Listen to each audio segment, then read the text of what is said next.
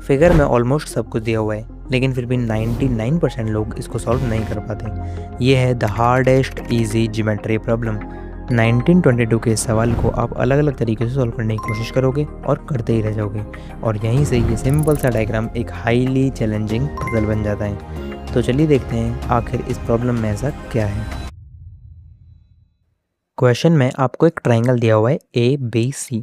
इसके अंदर BE एक लाइन है और FC एक लाइन है, और B पर आपको ये दो एंगल दिए हुए हैं 20 डिग्री और 60 डिग्री, और C पे भी ऐसे दो एंगल दिए हुए हैं 50 डिग्री और 30 डिग्री, और ये एंगल A आपको दिया हुआ है 20 डिग्री, और बीच में ये एंगल FEB ये है x डिग्री, और आपको यही x फाइंड करना है। तो चलिए इसको फाइंड करते हैं।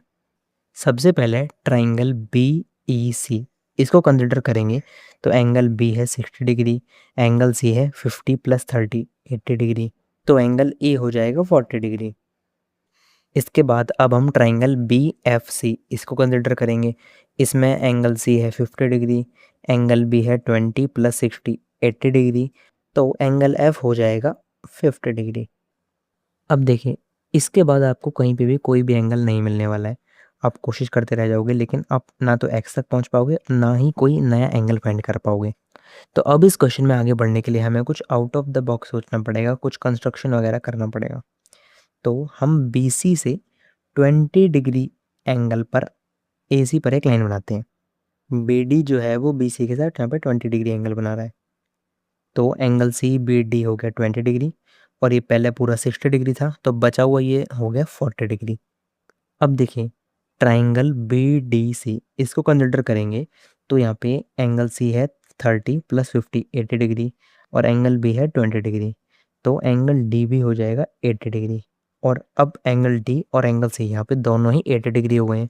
इसका मतलब ट्राइंगल BDC एक आइसोसेलेस ट्राइंगल है, और उसमें इन इक्वल एंगल्स की अपोजिट साइड यानी BC और BD ये दोनों साइड्स इक्वल हो जाएंगी। ऐसे ही अगर हम ट्राइंगल BFC इसको कंसिडर करें, तो यहाँ पे देखिए एंगल F हमारा 50 डिग्री है, और एंगल C भी 50 डिग्री है। इसका मतलब इन एंगल्स के अपोजिट साइड्स यानी BC और BF भी इक्वल हो जाएंगी, और इस तरीके से BF और BD ये दो साइड्स इक्वल हो जाएंगी। इन दो साइड्स के इक्वल होने के बाद मैं FD को ज्वाइन कर दूंगा, तो ये FD।